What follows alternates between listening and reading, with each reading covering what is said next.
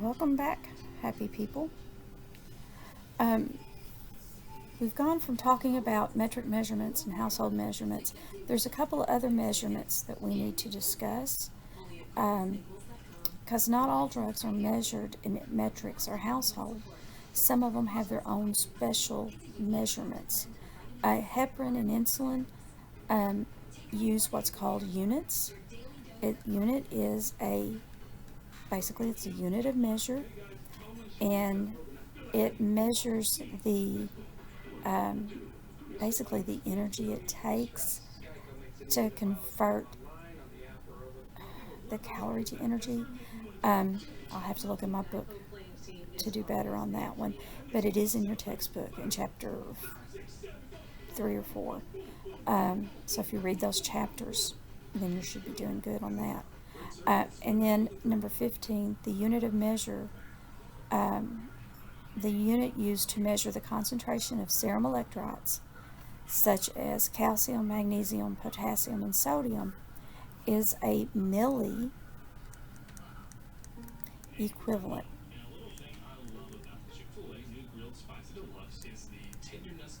And I may have spelled that wrong. And it's abbreviated as MEQ, milli equivalent. So it's a lowercase m, a capital E, and a lowercase q, milli equivalent.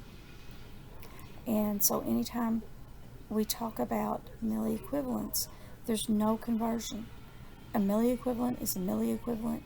Calcium, magnesium, potassium, sodium, all the electrolytes are milli equivalents. So there's no conversion on them. Units can be converted to milliliters.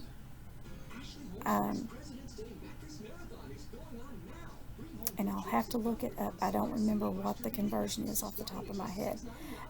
But for this class, we don't usually talk about converting units. We have two types of insulin. We have the 100 unit. Oh, here it is. It just came to me. There's 100 units of insulin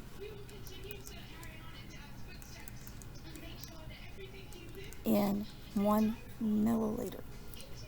Okay, so that's what the 100 unit is. And then we have a 500 unit insulin. And that's 500 units of insulin in 1 milliliter. The most common that we use is the 100 units of insulin in 1 milliliter. And when we'll get into the labels, we'll talk about this a little more. But we look at 1 unit equals 1 unit. We don't do the milliliter conversion. Okay?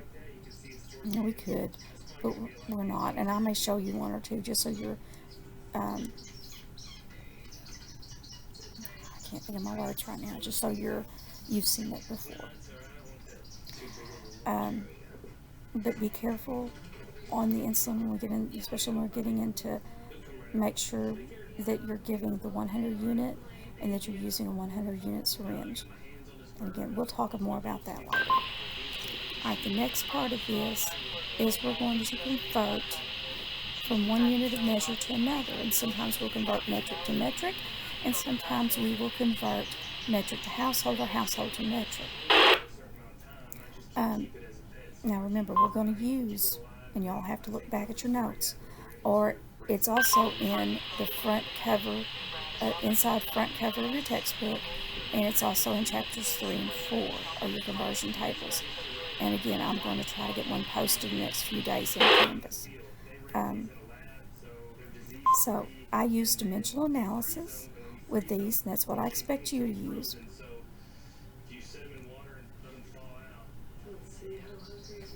I spelled dimensional wrong. So I'm using dimensional analysis, and that's just using fractions. So I'm converting from grams to milligrams, and since I'm going to milligrams, what I'm looking for is my x, and it's going to be x milligrams. And so whatever I'm given is what goes on top, and I'm going to make it a fraction, 2 grams over 1. So whatever I'm given is what I'm starting with. It's that over 1 always, but I'm just doing conversions. And then I'm going to milligrams. So whatever unit I have on top is the unit that's going to bottom.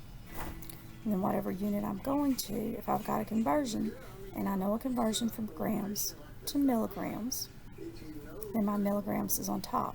If I don't have that conversion, then I have to convert it to another unit and then convert that unit to whatever I'm going to. But for most of these, we're just going to do one set. So then, what or how many grams or how many milligrams is in a gram or milligram? So what's my conversion? Okay, if you look back up at the chart I gave you, 1,000 milligrams equals 1 gram. Okay, always put your units and measure in here so you can keep it straight. I've had students that have not put their units and measure in here, and they get confused and they don't know what unit of measure they're looking for, and so they lose sight of things. So put your units and measures in here, and then you know your grams cancels your grams. We're left now with milligrams, which is what I want. That's where I'm going. My bottoms are 1, so I have nothing that's going to cancel. And so that's going to equal 2 times 1,000. So that's going to equal 2,000 milligrams. And yes, a lot of you can do this in your head, but I need to see the setup. I don't have to see the 2 times 1,000, but I do have to see the 2 grams over 1 times 1,000 milligrams over 1 gram. Because I wanted to make sure that you know how to do dimensional analysis so that we get into units 13, 14, 15, 16, 17, that we can do the dimensional analysis without any problems. So this is our practice. These are the problems we can do our head. We can check them, know that we have them right. Because if there's 1,000 grams or 1,000 milligrams in 1 gram, if I got 2 grams, then there has to be 2,000 milligrams. I've just doubled it. Alright, so let's look over here at 17. I'm converting 0.3 milligrams, or 3/10 of a milligram, to micrograms. So I'm looking for micrograms. I'm given the 0.3 milligrams. That's what I'm starting with. So it goes over 1.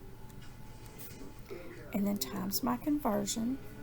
And since my milligrams is on top, my milligrams is going to be on bottom here in the second fraction. And then I'm going to micrograms. I have a conversion from milligrams to micrograms. Look back up at the chart I gave you, or look in your book. There's 1,000 micrograms in 1 milligram. So now I'm going to cancel my milligrams.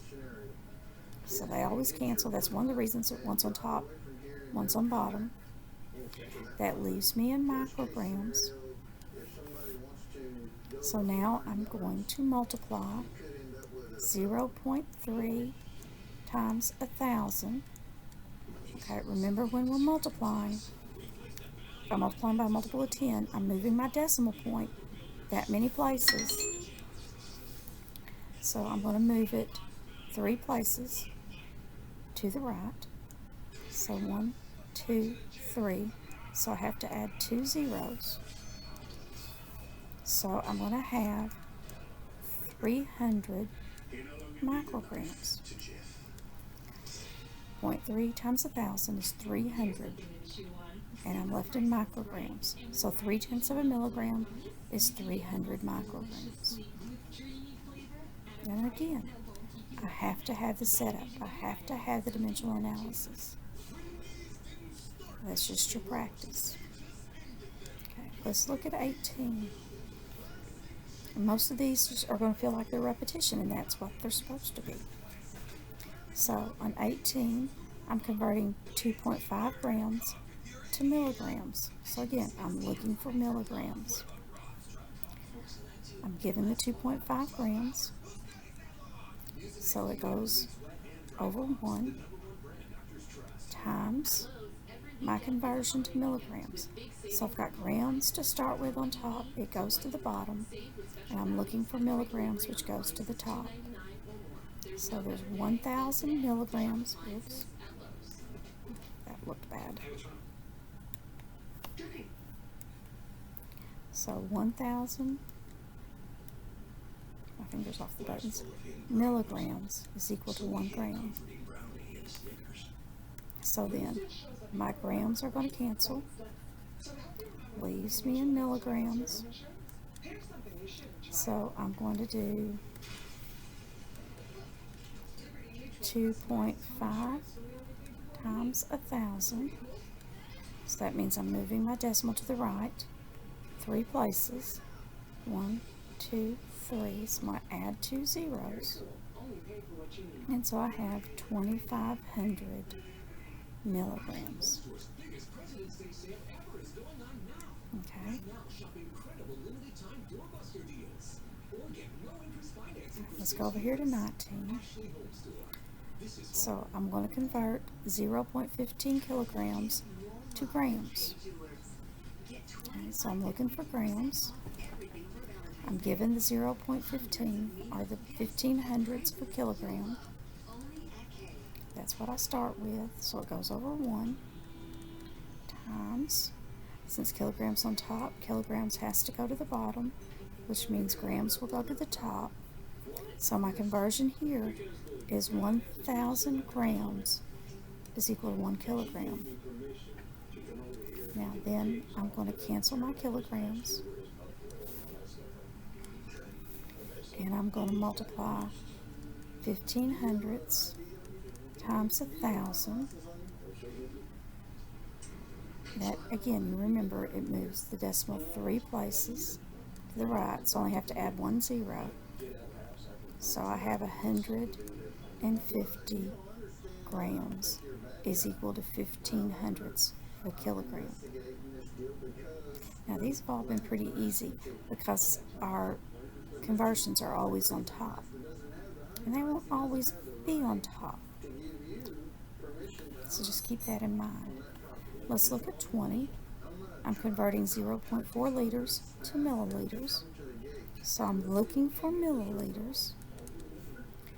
I'm starting with a 0.04 or 400ths of a liter over 1 times my conversion. So liters is on top, liters goes to the bottom. I'm looking for milliliters, so it comes to the top. And again, my conversion is 1,000 milliliters to 1 liter. So I'm going to cancel my liters.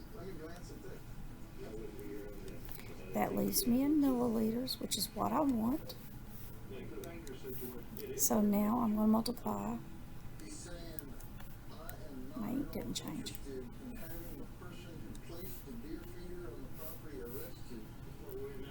So the 0.04 times 1,000.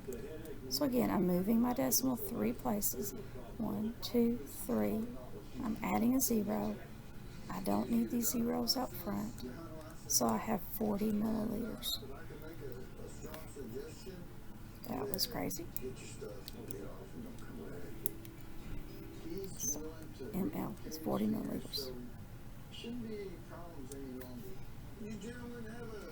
Alright, one more set of these. So now I'm converting 500 micrograms to milligrams. So I'm looking for milligrams this time. 500 micrograms is what I start with. So I'm putting the 500 micrograms over 1. And then if I got micrograms on top, micrograms goes to the bottom, and milligrams goes to the top. So then what's my conversion here? Milligrams and micrograms. This program features real-life events. Micrograms is smaller than milligrams, so this time I'm going to have the 1,000 micrograms on the bottom and then 1 milligram on the top. So this is different than anything we've done before. But remember, we've done canceling when we were doing decimals, and we're going to cancel our zeros because we can go across the multiplication sign. So for every zero I have on top, I can cancel a zero on the bottom. Since I have 2 zeros on top, I can cancel 2 zeros on bottom. And that leaves me with 5 over 10. And what did I not do? I did not cancel my units of measure. So I've got to cancel my micrograms. That leaves me with milligrams, which is what I want. And then I have 5/10. When we're